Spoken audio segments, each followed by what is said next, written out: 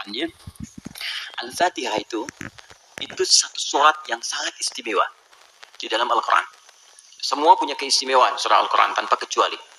An-Nur itu surah cahaya. Jadi kalau teman-teman ingin dibimbing oleh Allah punya cahaya dalam hidup, ya cahaya dalam berperilaku, bagaimana Allah membimbing kita supaya pandangan kita dapat bimbingan dari Allah, pendengaran dapat bimbingan. Itu ada 10 bimbingan utama di surah An-Nur. Ada cahaya di alam kubur, itu surah Al-Mulk. Orang yang biasa senang baca surah Al-Mulk, nanti itu diberikan cahaya ketika dia masuk di alam kuburnya. Silakan kalau nggak percaya buktikan aja di Al-Mulk, nanti saat masuk ke alam kubur akan terasa gitu. Kemudian ada lagi yang saat di hari kiamat, surah Al-Baqarah dengan Ali Imran. Al-Baqarah, Ali Imran itu spesial, dia bisa jadi pelindung saat ketegangan hisab. Ada yang suasana tegang, orang udah nggak peduli, yang penting pengen dihisab aja. Ya, nanti ada 7 golongan santai aja, tapi di tenda besar. Santai. Ya, sab'atun yadhilluhumullahu fi dhillin yauma la dhilla illa dhilluh. Ada 7 golongan yang saat di hari kiamat tenang aja mendapat naungan Allah saat semua umumnya orang gelisah. 7 golongan ini ada al-imamul adil, imam yang adil. Ada kemudian yang paling indah itu rajulun, seorang laki-laki atau syabun qalbuhu muta'alliqan bil masajid. Ada orang yang lekat dengan rumah Allah. Jadi pengennya tuh ke masjid, pengen baca Quran di masjid, pengen itikaf. Ada syabani yatahabbani fillah, 2 orang yang bersahabat karena Allah. Cari sahabat-sahabat yang dekat tuh bisa saling mengingatkan, itu bersahabat sampai ke surga nantinya. Ada hadisnya. Ya, misalnya yang perempuan akhwat dengan akhwat, yang laki-laki ngingetin, "Yo bangun tahajud yuk," gitu kan? "Yo baca Al-Qur'an, ayo kita ke majlis ilmu." Terus kalau ada berbuat yang kurang diingatkan, itu nanti di akhirat disatukan bahkan sebelum dihisab. Santai. Nah, tapi itu tendanya besar. Keluar dari tenda itu mustahil. Tapi ada 1 golongan yang bisa jalan-jalan saat hisab. Keluar dari tenda itu jalan aja. Dialah pecinta Al-Baqarah dan Ali Imran. Ahli Al-Baqarah dan Ali Imran. Hadisnya sahih di Al-Bukhari. Ka'annahuma ghamamatan. Orang yang sering baca. Bukan spesifik hafal ya. Ingat, bahkan baca. Dia mencintai Al-Baqarah, cinta Ali Imran. Sebelum tidur dia baca. Dia telah itu. Itu nanti keduanya menjadi pelindung. Ka'annahuma ghamamatan. Jadi saat wallah penat, panas, itu jadi pelindung di atas kepalanya.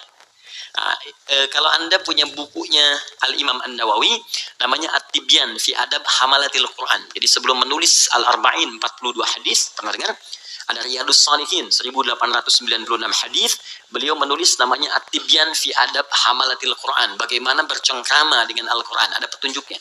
Nanti ada di halaman 52, terbitan Darun Nafais, paling kanan pertengahan.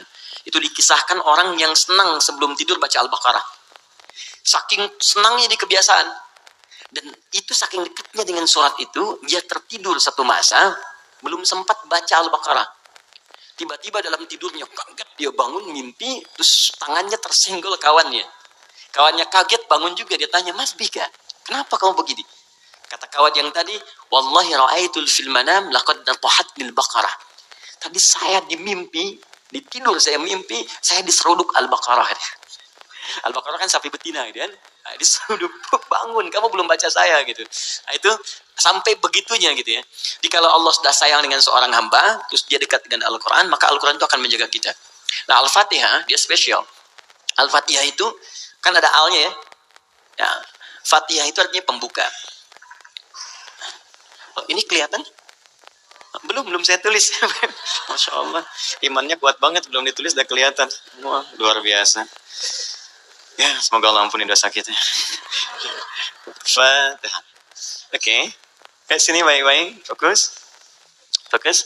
Fatihah itu artinya pembuka, bukan sekedar pembuka, tapi pembuka semua ragam kebaikan. Semua jenis kebaikan.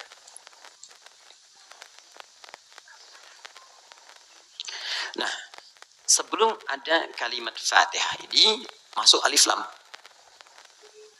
Kalau kita belajar gramatikal bahasa Arab di ilmu nahwu khususnya, ya ilmu nahwu. Jadi ada 4 turunan bahasa Arab itu. Jadi ada nahwu, ada sharaf, kemudian sharaf 12 turunannya, ada balaghah 3 turunannya. Ada lain waktu kita bahas. Nah, di ilmu nahwu ada al. Al ini punya 2 arti secara umum. Satu disebut ta'rif, ma'rifat. Ma'rifah. Yaitu huruf yang ketika melekat pada kalimat menunjukkan sesuatu yang khusus, spesifik. Kalau di bahasa Inggris, the mungkin ya, artikel the, car, mobil, umum. The car, yang ini nih, bukan yang lain. Pen, umum. The pen, yang ini, bukan yang lain. Nah, itu dalam bahasa Arab al namanya. Jadi kalau ada al, yang dimaksud yang ini, khusus, spesifik, bukan yang lain. Al pertama yang melekat pada Al-Fatihah, berfungsi ma'rifah, menunjukkan sesuatu yang khusus. Surah ini adalah surah pembuka yang sangat khusus, karena dia disusun khusus untuk membuka surah-surah dalam Al-Quran. Jelas? Semua ayat Quran itu baik, dan pembuka kebaikan di ayat-ayat Quran disebut dengan Al-Fatihah. Jadi kalau Anda belajar Al-Fatihah dengan baik, maka Anda akan temukan bahwa surah ini khusus ditempatkan membuka untuk semua untayan ayat-ayat Al-Quran. Yang kedua, al di sini kenapa disebut Al-Fatihah? Karena surah ini khusus ditempatkan untuk membuka bacaan dalam sholat. Jadi ketika kita mulai takbir, Allahu Akbar, rukun bacaan pertama dalam sholat itu Al-Fatihah. Jadi kalau bapak, ibu, teman-teman, ikhwan akhwat tidak baca iftitah, itu sholatnya masih sah. Karena sunnah hukumnya. Tapi kalau Anda sengaja nggak baca Al-Fatihah, maka Anda mengulang sholat, batal hukumnya. Jelas? Nah, yang dahsyat yang mau saya sampaikan, ini rahasianya. Awas, saya fokus ya, ini rahasia, dan diantara kita saja. Oke. Disebut alnya yang kedua dengan istighraq, namanya istighraq. Ya, jangan hafalkan istilahnya, yang penting paham maksudnya. Istighraq itu al yang menunjuk makna yang komprehensif, holistik, sesuatu yang menyeluruh. Semua menyeluruh sifatnya tanpa kecuali. Contoh begini. Alhamdulillahi Rabbil Alamin. Al di situ mencakup semua maknanya, komprehensif, seluruhnya tanpa kecuali. Makanya ketika hamdun artinya pujian, alnya diartikan segala. Lihat terjemahan. Segala puji hanya milik Allah. Alnya semua, jadi semua jenis pujian kembali ke Allah. Nah, konsekuensi fikihnya, kalau kita katakan semua pujian hanya milik Allah, berarti jangan mengambil bagian dari pujian itu, sehingga berkuranglah sifat pujian kita kepada Allah. Contoh, Anda punya anak nih, dilatih baca Quran, bagus, sampai hafal 30 juz. Tiba-tiba teman berkata, oh Masya Allah, ukhti, akhi, anaknya pintar sekali, bagus, hafal Quran. Anda katakan, Alhamdulillah, semua karena Allah. Cukup hafal 30 juz. Tiba-tiba teman berkata, oh Masya Allah, ukhti, akhi, anaknya pintar sekali, bagus, hafal Quran. Anda katakan, Alhamdulillah, semua karena Allah. Cukup. Jangan tambahkan lagi. Kalau Anda tambah, berkurang pujian itu. Ya, saya juga berdoa sih, malam-malam saya doakan, terus saya latih juga, kirimkan pada guru yang baik. Itu jadi wasilah, nah, itu berkurang. Jelas ya? Anda sakit, kemudian ke rumah sakit, terus kaki sudah mulai agak baik, teman-teman nengok, gimana kondisinya bro? Ya kawan, bagaimana kondisinya? Alhamdulillah sudah baik. Nah, kalau sudah alhamdulillah jangan ditambah. Ya walaupun sedikit, enggak, walaupun meskipun barangkali itu hilang semua, karena ada. Nah sekarang masukkan ke sini. Tadi teman kita baca Al-Fatihah, fungsi yang kedua, dia ini istighraq, menunjuk pada makna semua tanpa kecuali. Kalau digabungkan dengan makna ini rahasianya. Pembuka jenis kebaikan. Masuk al di sini. Maka surah Al-Fatihah, seluruh ayatnya, kalau dipelajari dengan benar dan diamalkan, dia akan membuka semua jenis kebaikan yang diharapkan dalam hidup.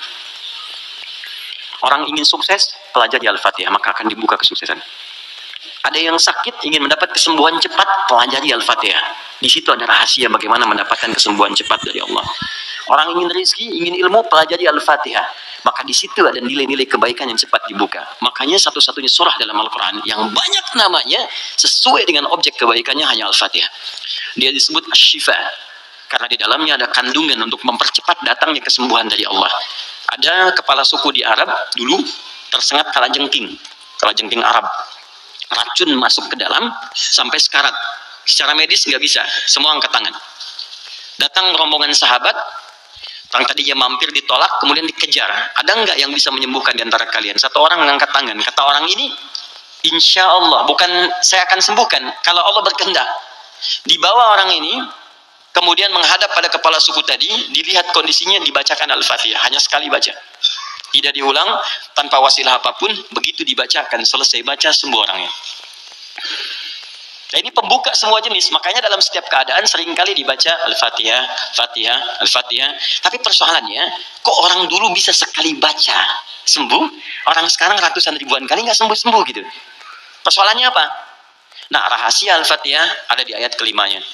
Ini yang mau saya sampaikan, ini hadis qudsi di sini. Ya. Ayat kelima, yuk kalau kita hitung dari Bismillahirrahmanirrahim. Alhamdulillahirabbil alamin, arrahmanirrahim, maliki yaumiddin. Kelima, iyyaka na'budu wa iyyaka nasta'in. Saya bacakan hadis qudsinya, ini yang mengiringi ayat ini saat diturunkan. An Abi Hurairah radhiyallahu taala anhu qala, dari riwayat sahabat Abu Hurairah semoga Allah meridhai kepadanya, qala Rasulullah sallallahu alaihi wasallam, saya mendengar Rasulullah sallallahu alaihi wasallam berkata, qala Allah azza wa jalla, kata Nabi, saya mendengar Allah menyampaikan di hadis qudsi, qasamtu shalah baini wa baina abdi, saya bagi salat kepada dua bagian antara aku dengan hambaku, wali abdi ma sa'al, dan kalau hambaku benar menunaikan tugasnya, maka aku akan kabulkan apapun yang ia minta pada saat itu. Nah, ketika menyebut kalimat salat, ternyata yang disebut Al-Fatihah.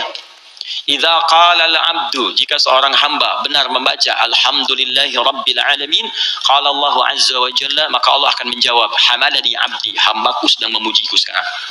Idza qala al-'abdu ar-rahmanir rahim, jika seorang hamba berkata ar-rahmanir rahim, qala Allah azza wa jalla, Allah menjawab, asna alayya 'abdi, hambaku sedang menyanjungku sekarang.